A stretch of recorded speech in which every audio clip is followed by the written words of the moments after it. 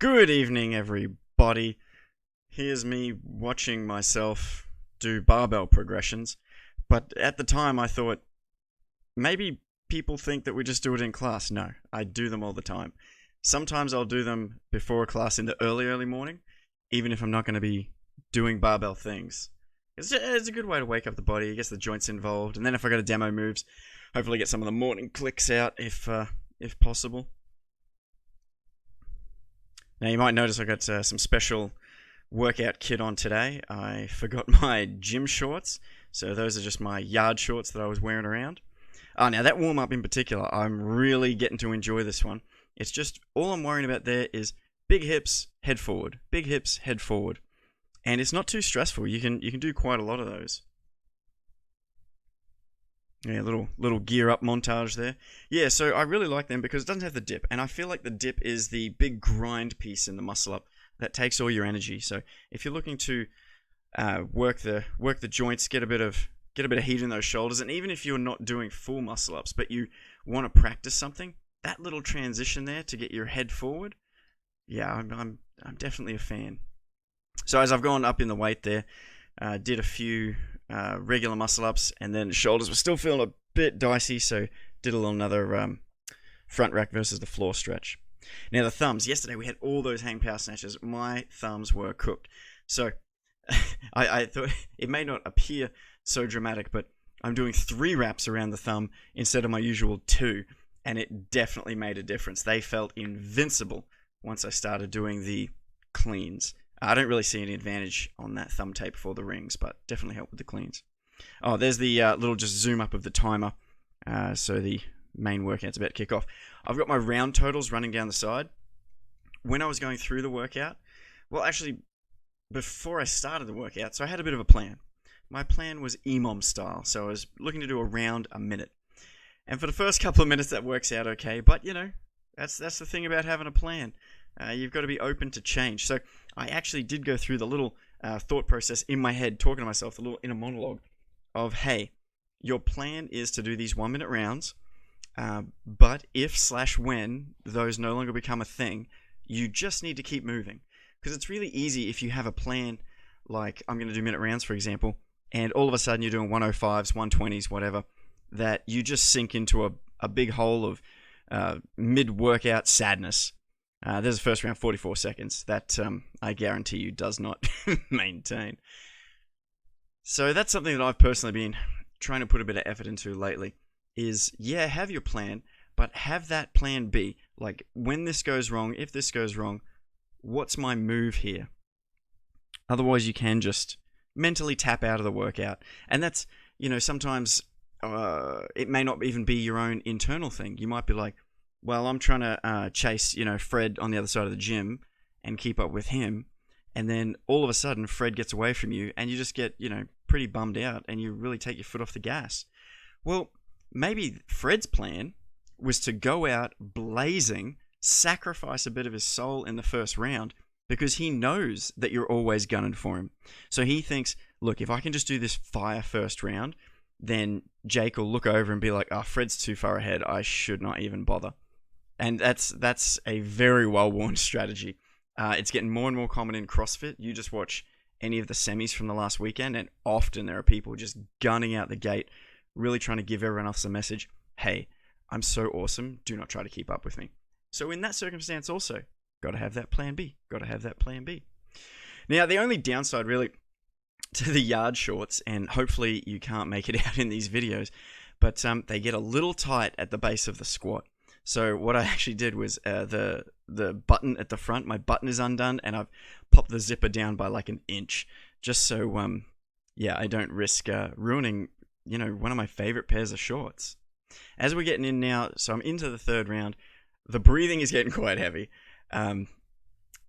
So this speed that I'm going in between things, that's very much what I intended to do, to just sort of take my time, walk from thing to thing. I wanted all the barbells to be single reps. That was the plan from the go, and all the muscle ups to be unbroken. Yeah, I like watching so if you watch my right knee there, you can see as after I've extended the hips, that right knee sort of just flings out to the side. So if you see sort of weird stuff like that when you get up in the air, usually it's an indicator of two things. One, I am not pushing my legs together as much as I should, which would help keep them a little straighter and would help me gain a little more tension to flick forward. So when your legs go loose and at whatever point, if your stuff is bouncing around, like if there's no rigidity to your frame, it's going to make it more difficult to express the strength in the movement. And the other thing that sort of shows is because that right knee goes out, it indicates that I've probably got a bit of a tight right hip. And spoiler alert, I've got a bit of a tight right hip. That's just how it goes. We'll all have one hip tighter than the other, and this and that. But the other thing that I was considering doing for this, but honestly, I wanted to get this video up tonight, and if I went through with this process, it would have come out a week from now. But I was going to have on the right side there, where there's just a bit of a blank space, I was going to list, I think that's my neighbor taking their bin in, but I was going to make a list of all the errors, all the things that happened in the workout that I wasn't super happy with. And that's one of them, that I didn't maintain that rigidity through there. But at the same time, there's things in the muscle-ups I'm really happy about. Like, I'm really happy with my lockout positions overhead. In some of the warm-up ones, I paused them and frame by frame, and some of the ones in through the workout, especially the third one of each set, which is where you would expect to see the biggest issue. I was really happy with those lockouts. But little things like, I forgot my gym shorts, which I take as a failure because I was planning to do this workout through the middle of the day after I've been driving around doing my chores, and that's a muck up. And also, you'll notice that I don't actually have proper score chalk. After each round, I'm taking a block of chalk out of the bucket and writing a little line, which is well, that's just gym faux pas right there. However, another one of my plans was to stay in the frame of the video, and because I hadn't really put out cones to show myself exactly where the frame ended, I just knew I couldn't walk over the chalk. I didn't know how far I could walk, but I actually mucked that up too because I walk out of the frame, maybe on a couple of rounds. But yeah, as you can see, leaning over now, getting pretty fatigued. So I'm in the 5th round. So it was about this round that something pretty interesting happened. I've had some shoulder niggles the last, it was probably at its worst maybe like 4 or 5 months ago. So to combat that, I've been doing a ton of ring rows. So to really try and target those muscles in my middle upper back, or just my mid back, I suppose you say. And I think it's really been paying off. I've been doing roughly 100 reps a week, which might sound like a lot, but it's like 5 at a time. I'm just chipping away. I'll do maybe like 20 into a day and stuff like that, and it's not big sets. But I think it's really starting to pay off because at the end of this round, I started to feel a bit of tightness in those mid-back muscles. So not bad shoulder pain, which is something that I've definitely experienced in these muscle-up workouts in the past, but more in the mid-back, which is the muscles that you'd want to be using for these sorts of movements. We have a squiz over at the round times. As you can see, they started at 44 seconds. And I don't think that was outlandishly quick. I think that's just the nature of the first round not having one of the transitions, because I stop the clock as soon as I lock out that third muscle up. So that's the round time right there. So that first round, if I had that extra transition, was probably like 55 seconds. But, as I mentioned, my goal was to keep those 1-minute rounds. And when I did the first one in 44, I knew right then, I was like, okay, this isn't going to hold. So I already had to make that little adjustment in my head of like, okay, we just got to keep moving. But I'm still doing everything facing the clock. I'm very aware of what's happening with the time.